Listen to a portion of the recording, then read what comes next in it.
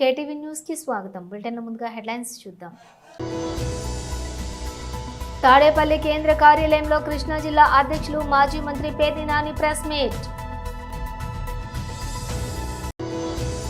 అంబేద్కర్ విదేశీ విద్యా పథకం లబ్ధిదారులతో సీఎం చంద్రబాబు వర్చువల్ సమావేశం.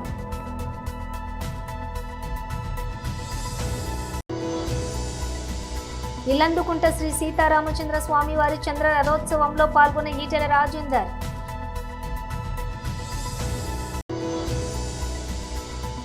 అంబేద్కర్ జయంతి వేడుకలకు హాజరైన కేంద్ర మంత్రి కిషన్ రెడ్డి.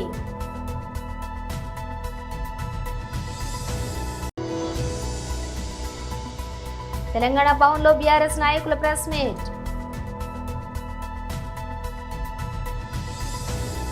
ఇక డీటెయిల్స్ చూస్తే తాడేపల్లి కేంద్రం కార్యాలయంలోని కృష్ణా జిల్లా అధ్యక్షులు మాజీ మంత్రి పేర్ని నాని ప్రెస్ మీట్ నిర్వహించారు.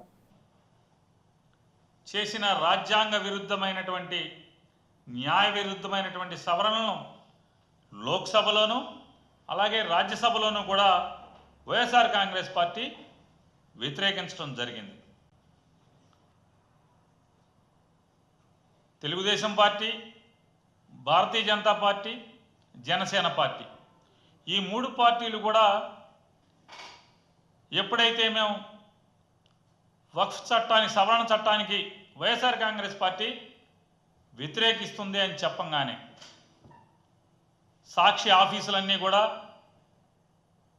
వక్ఫ్ ఆస్తుల్లో ఉన్నాయి, అందుకని చెప్పని వీళ్ళు ఆ చట్ట సవరణకి అడ్డుకునే ప్రయత్నం చేస్తున్నారని చెప్పని ఒకళ్ళ మారి కబుర్లు చెప్పారు ఈ మూడు పార్టీల కూటమి వాళ్ళు. వెంటనే సాక్షి యాజమాన్యం తనకున్న ఆస్తుల మొత్తాన్ని లింకు డాక్యుమెంట్లతో సహా బయట పెట్టంగానే మొత్తం మూసుకుని ప్లేటు ఫిరాయించి రాజ్యసభలో విప్ ఇవ్వలేదు వైఎస్ఆర్ కాంగ్రెస్ పార్టీ, లోక్సభలో మాత్రం వక్ఫ్ చట్టానికి అంటే 1995 వక్ఫ్ చట్ట సవరణకి వ్యతిరేకంగా ఓటు చేశారు. కానీ రాజ్యసభలో మాత్రం చట్ట సవరణకి అనుకూలంగా ఓటు చేశారని చెప్పని తప్పుడు ప్రచారానికి తెరలేపారు. దానికి ముందు విప్ ఇవ్వలేదని చెప్పారు, రాజ్యసభలో విప్ ఇవ్వలేదని చెప్పారు. వెంటనే అయ్యా దిక్కుమాలిన వాళ్ళారా, ఇదిగో వైఎస్ఆర్ కాంగ్రెస్ పార్టీ విప్ ఇచ్చింది అని చెప్పి వెంటనే విప్పును బయట పెట్టంగానే మళ్ళీ నోళ్ళు మూసుకుని ఓటే లేదు అని చెప్పని మాట్లాడారు. అరే ఓటు వేయకపోతే మీ చేతనైంది లోక్సభలో రాజ్యసభలో మీరే కదా అధికారం, టీడీపీ మంత్రులు ఉన్నారు, బీజేపీ వాళ్ళు ఉన్నారు, అధికారం మీ చేతిలో ఉంది, మరి బయట పెట్టండి అని నిలదీసేపటికి అక్కడి నుంచి ప్లేట్ ఫిరాయించి ఎక్కడైతే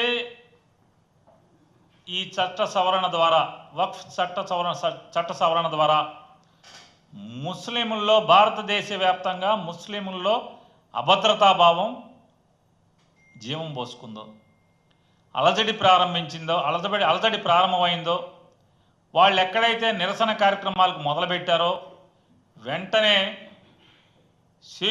ఎగ్గు లేకుండా తెలుగుదేశం పార్టీ, జనసేన పార్టీ ఈ ముస్లింల నిరసన అంబేద్కర్ విదేశీ విద్యా పథకం లబ్ధిదారులతో సీఎం చంద్రబాబు వర్చువల్ సమావేశం నిర్వహించారు. డాక్టర్ అంబేద్కర్ ఓవర్సీస్ విద్యా నిధి స్కాలర్షిప్ని ప్రభుత్వం ఇచ్చింది సార్. ఆ ఇచ్చిన స్కాలర్షిప్ని వారు పొంది ఇప్పుడు జీవితంలో ఎంతో ఎత్తు ఎదిగి ఈరోజు మనతో మాట్లాడాలనుకున్న వారు ఇద్దరు కూడా, ఒకరు ఆస్ట్రేలియాలో ఉన్నారు సార్ మాస్టర్స్ చేసి, అలాగే ఒకరు కెనడాలో ఉన్నారు సార్. వీరిద్దరు కూడా ప్రపంచంలో వారికి ఇష్టమైన యూనివర్సిటీలో మనం ఇచ్చిన సపోర్ట్ ద్వారా వారు ఈ కోర్స్ పర్సూ చేసి ఇప్పుడు అక్కడ ఉన్నారు సార్. మీ పర్మిషన్తో వారు మాట్లాడతారు సార్. హాయ్ సార్, నమస్కారం sir. Hope you are doing well. Hi sir, how are you? I'm good sir. My name is Anil Parikala. తెలుగులో మాట్లాడు, అందరూ ఇక్కడ ఉన్నారు మీ ఊరాళ్ళు. మీ ఊరు పక్క వాళ్ళందరూ తెలుగు మాట్లాడండి. Thank you sir. నమస్కారం సార్. నా నమస్కారం పేరు అమ్మా. అనిల్. ఓకే అమ్మా, ఏంటి నీ హిస్టరీ ఏంటి? ఎక్కడ పుట్టారు, ఎక్కడ చదువుకున్నారు, ఏ ఊరు మీది? మాది Aithanagar sir, Tenali, Guntur district. Like నేను చదువుకుంది Telugu medium sir, 10th class దాకా. తర్వాత డిప్లొమా చేశాను గుంటూరు విజయవాడ పాలిటెక్నిక్ కాలేజీలో. తర్వాత విజ్ఞాన్ లారాలో ఇంజనీరింగ్ చేసి మాస్టర్స్కి వచ్చాను సార్ కెనడా. మీరు 2017లో ఈ ప్రోగ్రామ్ ఇనిషియేట్ చేసినప్పుడు నేను ఉన్నాను సార్. లైక్ ఇట్ వాజ్ మీరు అంటే ఇనిషియేటివ్ ద్వారా చాలామంది లబ్ధి పొందారు సార్ నాకు లాంటి వాళ్ళు. మా పేరెంట్స్ ఇద్దరు చదువుకోలేదు, నేను మా అమ్మమ్మ లైక్ హెల్ప్తో చదువుకున్నాను సార్. అండ్ ఇక్కడ దాకా రావడానికి ఈ స్కీమ్ చాలా ఉపయోగపడింది సార్. లైక్ ఇలాంటి స్టేజ్లో నేను ఉన్నానంటే ఇట్ వాజ్ లైక్ మీరు చేసిన హెల్ప్ ఈ ప్రోగ్రామ్ ద్వారా చాలా యూజ్ అవుతుంది సార్ చాలా మందికి. మా ఫ్యామిలీ అంతా లైక్ ఈ స్టేజ్కి ఉన్నారంటే it was a turning point in my life sir. So I want to be grateful. ఈ పాయింట్ని మీ దాకా తీసుకురావటం నాకు చాలా హ్యాపీగా ఉంది సార్. ఇలా కన్వే చేసుకోవటం చాలా happy moment sir in my life. Anil గారు, ఎస్ సార్. ఇప్పుడు ఏ ఉద్యోగం చేస్తున్నారు మీరు? నేను సాఫ్ట్వేర్ ఇంజనీర్గా చేస్తాను సార్. ఇక్కడ సాఫ్ట్వేర్ ఇంజనీర్ చేస్తాను సార్ ఇక్కడ కెనడాలో, టొరంటోలో. టొరంటోలో ఎన్ని సంవత్సరాల నుంచి పనిచేస్తున్నారు? 4.5 years సార్. ఇప్పుడు మీ జీతం ఎంత వస్తూ ఉంది?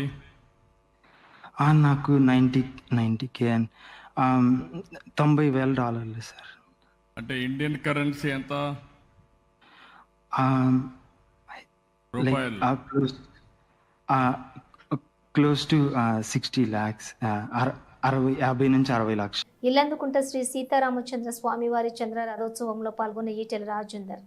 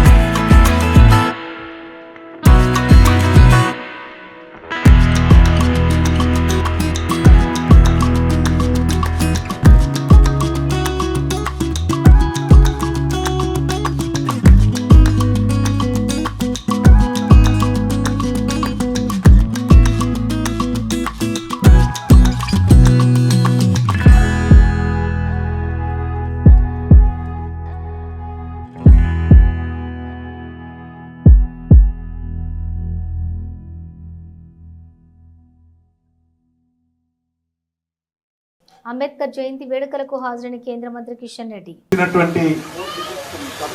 ఇతర పెద్దలందరికీ పేరు పేరున నమస్కారాలు. ఈరోజు చాలా ముఖ్యమైనటువంటి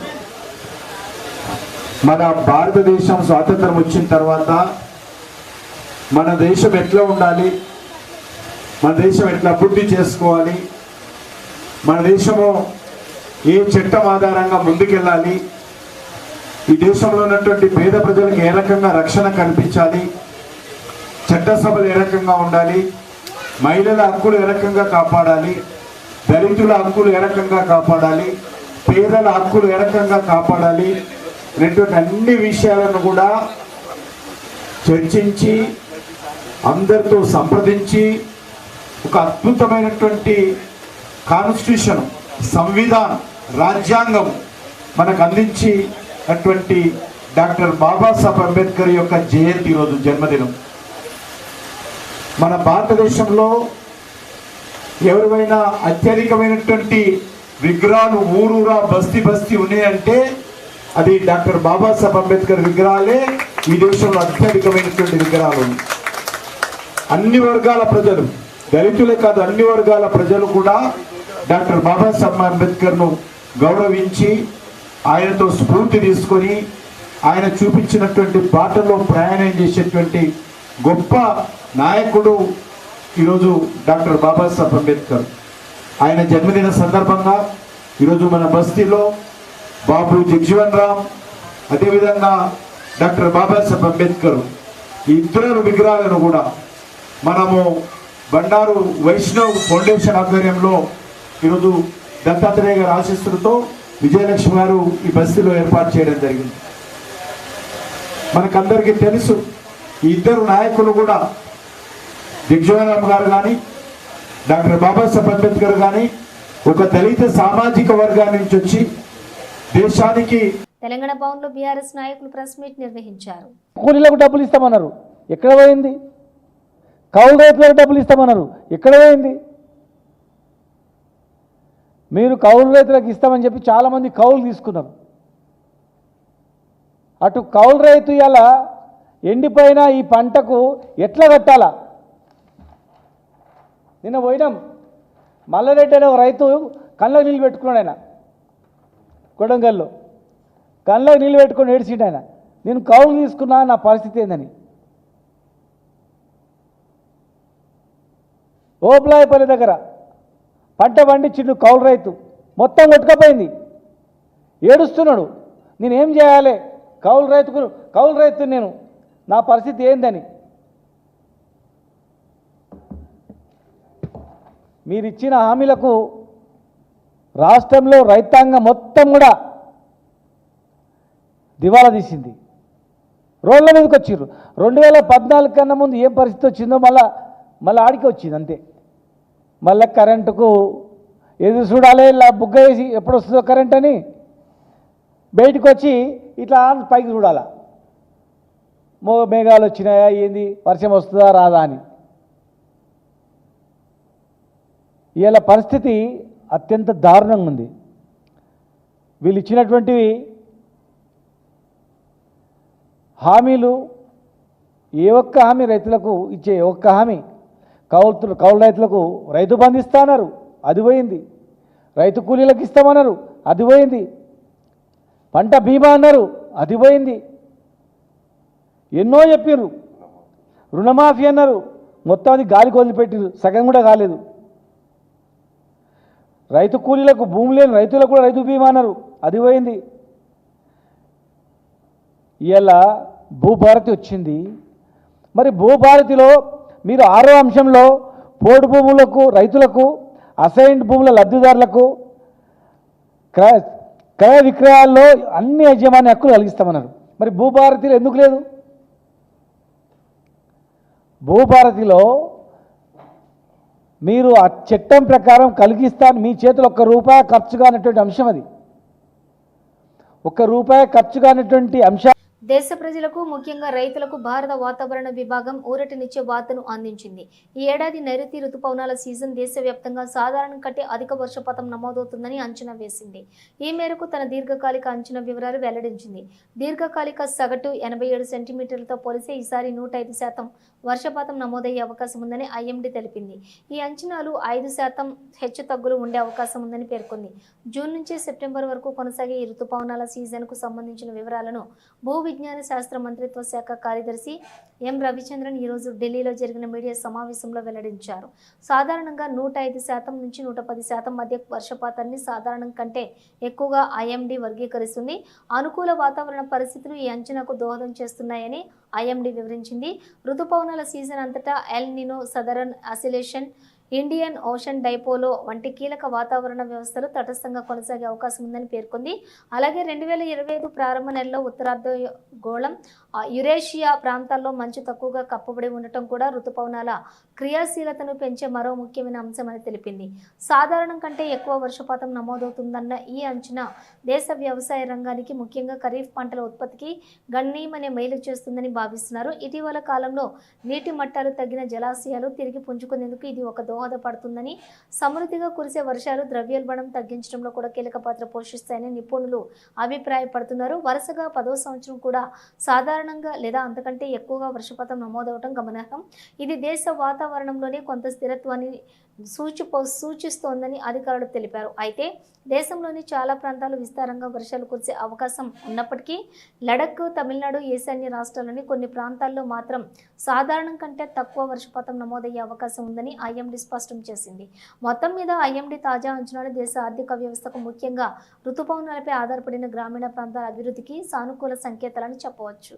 కామారెడ్డి జిల్లా బిక్కనూరు మండల కేంద్రంలోని 18 గ్రామాల పాస్టర్స్, అన్ని గ్రామాల సంఘ సభ్యులు పాస్టర్ ప్రవీణ్ పగడాల శాంతియుత ర్యాలీ నిర్వహించడం జరిగింది. రోమా 10:15 ఉత్తమమైన వాటిని గూర్చిన సువార్త ప్రకటించే వారి పాదములు ఎంతో సుందరమైనవి అని వ్రాయబడి ఉన్నది. పాస్టర్స్ మాట్లాడుతూ పాస్టర్ ప్రవీణ్ పగడాలది యాక్సిడెంట్ కాదు, హత్య అని వాళ్ళు తెలియజేశారు. పోస్ట్ మార్టం నివేదిక మొత్తం తప్పు అని వారు హెచ్చరించారు. క్రైస్తవులపై ఇంత చిన్న చూపు అంటూ వారు తెలియజేయడం జరిగింది. మరణించిన మేము ఇంకా శాంతియుతంగా ఉన్నాం కనుక దేవుడు ఆయన ఆత్మను శాంతించాలని, ఈ వేరే ఇప్పుడు గవర్నమెంట్లో కానీ ఏదో రకంగా చేసినా, ఆయనను మర్డర్ చేసినా, మేము ఏది చేసినా ఇంకా శాంతియుతంగానే క్రిస్టియను అందరం ఐకమత్యంలో ఉండి ఇంకా మేము క్షమిస్తూ, ఇంకా ఎన్నో క్రైస్తవులు భూమిలో తొక్కనీకి వేరే అగ్ర కులాలు కూడా మాకు అన్యాయం చేస్తుంది కనుక మమ్మల్ని గవర్నమెంట్ వాళ్ళు గుర్తించి మాకు కూడా ఏదైనా సదుపాయాలు కానీ మాకు హక్కులు కూడా కల్పించాలని కోరుకుంటూ మేమందరం కూడా న్యాయం చేయాలని కోరుకుంటున్నాం.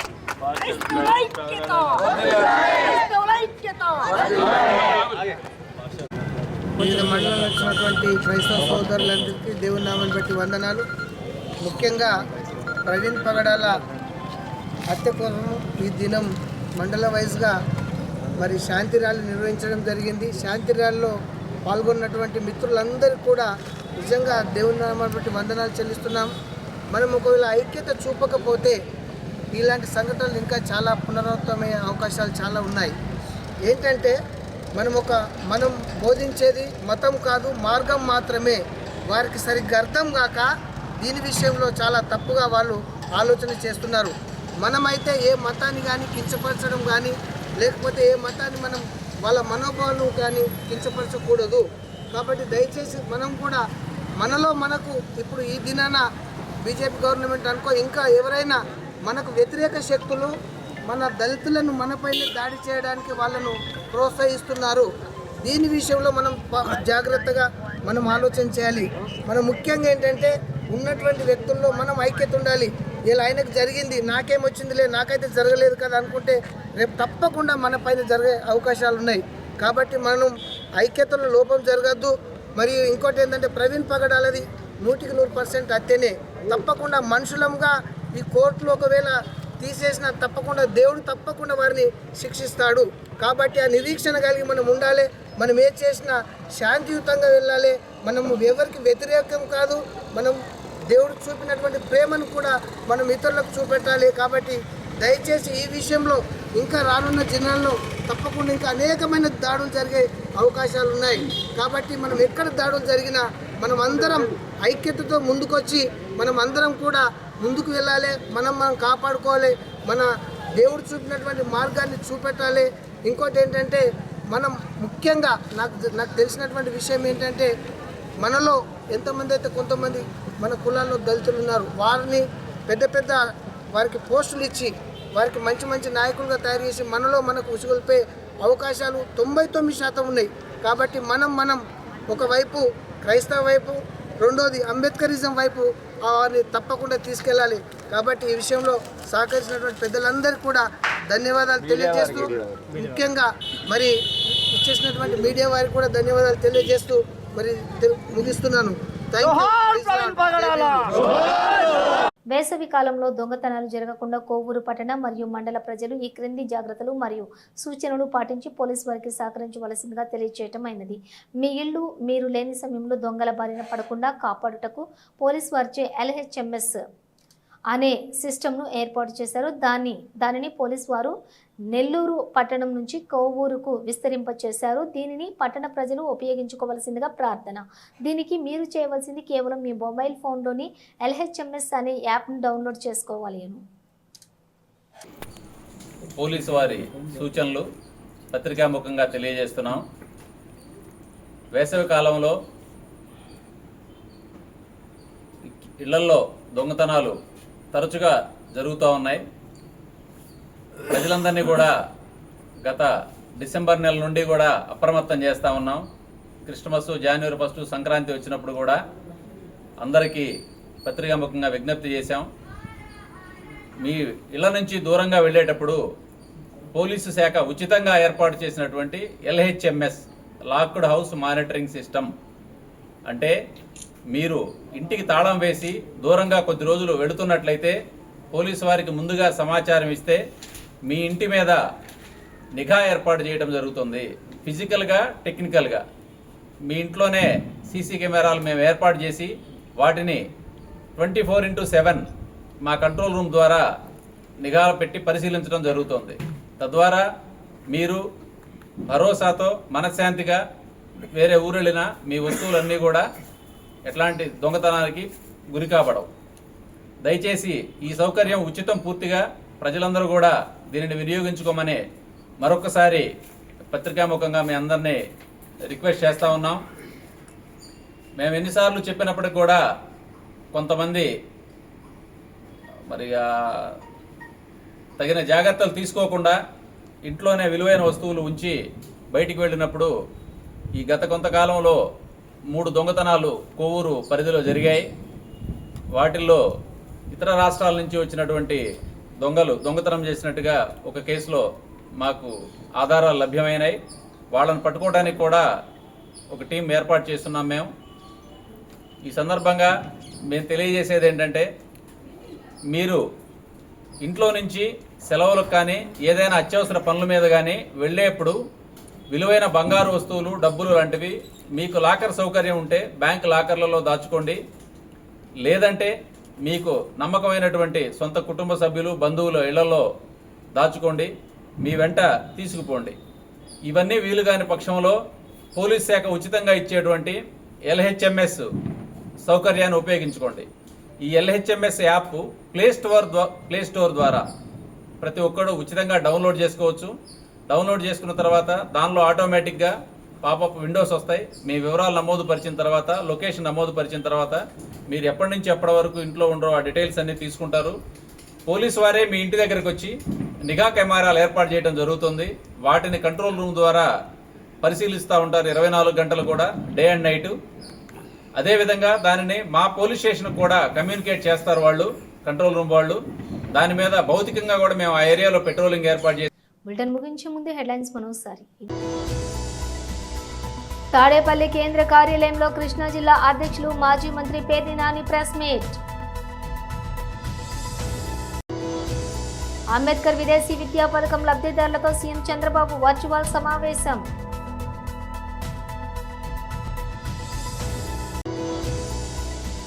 ఇల్లందుకుంట శ్రీ సీతారామచంద్ర స్వామి వారి చంద్ర రథోత్సవంలో పాల్గొన్న ఈటెల రాజేందర్.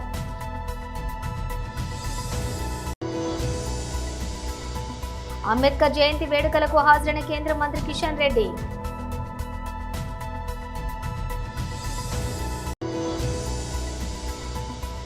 తెలంగాణ భవన్లో బీఆర్ఎస్ నాయకుల ప్రెస్ మీట్. ఈ బులెటిన్ విశేషాలు మరో బులెటిన్తో మళ్ళీ కలుద్దాం.